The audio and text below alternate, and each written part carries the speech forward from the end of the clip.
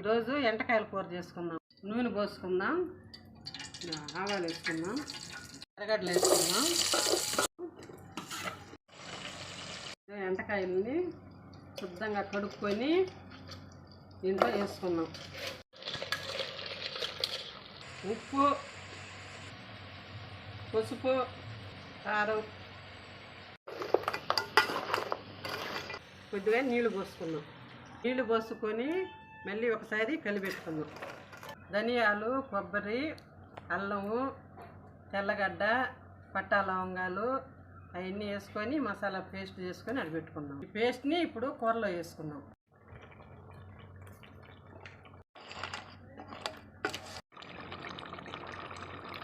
కొత్తిమీర వేసుకొని దించేసుకుందాం. కూర బాగా వచ్చింది. మీకు కానీ నచ్చితే వీడియో లైక్ చేయండి.